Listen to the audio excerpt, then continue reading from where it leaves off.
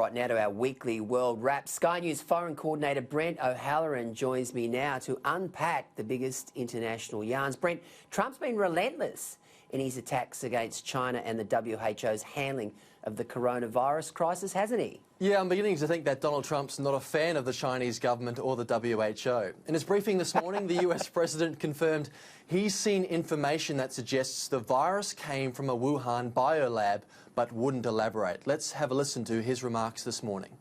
And my question is, have you seen anything at this point that gives you a high degree of confidence that the Wuhan Institute of Virology was the origin of this virus? Yes, I have. Yes, I have. And I think that the World Health Organization should be ashamed of themselves because they're like the public relations agency for China. President Trump also said this week he's looking at possible ways to make China pay for the spread of COVID-19. He claims Beijing also wants him to lose November's presidential election, as Joe Biden would be more friendly and abandon the US-China trade war. China's foreign ministry hit back this afternoon. A ministry spokesman said, "For some time, certain US politicians have disregarded the facts, vilified and assaulted China in an attempt to shirk their own responsibility for their incompetence." Some pretty strong words coming from Beijing. So what's next and how far can this US-China stoush go? Well, attacking China, rightly or wrongly, is a politically sound strategy for President Trump at the moment. According to Pew Research, 66% of Americans distrust the Chinese government, so I'm sure the Trump administration is likely to continue to go after it. Interestingly, the president of the European Commission this afternoon backed calls for an investigation into the origin of the virus, something the US and Australia has been calling for. I think the chances of the US or Australia or any other country getting reparations or anything like that from China is extremely low, though, Peter. Yeah, I would agree with that. And that 66% figure, I've got no doubt that would be replicated in Australia as far as the distrust of the Chinese government is concerned. Now, Brent, what are the positive coronavirus trends we're seeing? Well, quite a few countries are seeing daily infection rates drop and are easing restrictions. Active cases in Spain, Italy, France and Germany are dropping steadily. Germany in particular actually has seen a huge drop in cases this week. Boris Johnson today gave his first public COVID-19 briefing since being released from hospital. There's some positive trends in the UK, though the country is now expected to surpass Italy and record the most COVID-19 deaths in Europe.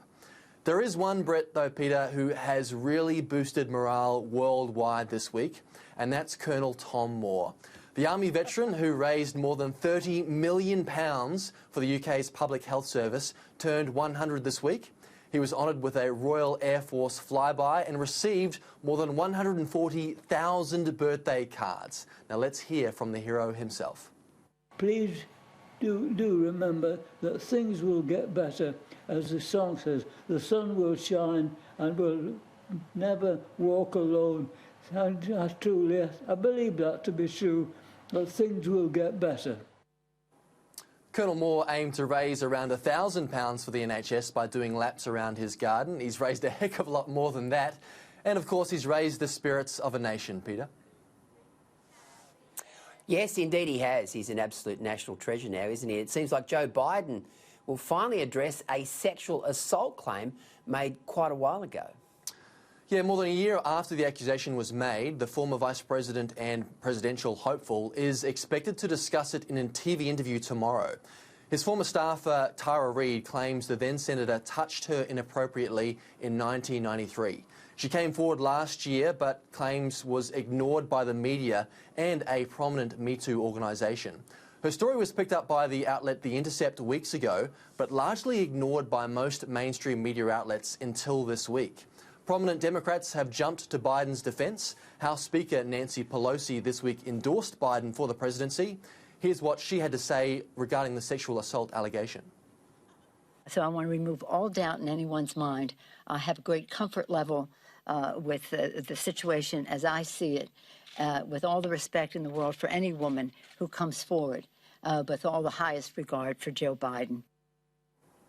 Now, Peter, Joe Biden's campaign has firmly denied the allegation, saying, quote, "It simply didn't happen." It will be interesting to hear what Biden himself has to say. And, Peter, This whole saga has raised questions around an apparent media bias and hypocrisy in the US. US outlets ran wall-to-wall coverage of sexual assault allegations made against Trump's pick for the Supreme Court Justice Brett Kavanaugh, but they've been comparatively quiet on the allegation against Biden, which more supportive evidence than Kavanaugh claims. There's more supportive evidence to back Tara Reade's claims than there were to back Kavanaugh's accusers' claims. And the New York Times recently admitted it changed an article regarding the allegation at the behest of the Biden campaign, Peter. Yeah, well, thank goodness for Fox News in the United States. Now, finally, Brent, where on earth is Kim Jong-un? Well, yeah, the North Korean leader's gone AWOL, hasn't he? Last week we spoke about him undergoing heart surgery and there being unconfirmed reports of his death.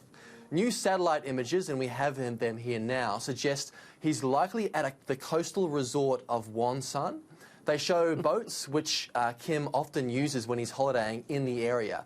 Now, earlier released satellite images showed what's believed to be Kim Jong-un's personal train parked at a station in Wonsan. But tonight, Peter, I've got some alternative theories I'd like to present.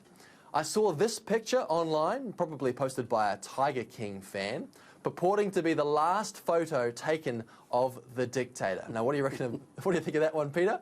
Before you answer, actually, I've got some other theories presented by other internet comics. This one suggesting that Kim Jong-un, or the Rocket Man, as Trump liked to call him, died doing what he loved. Check this clip out.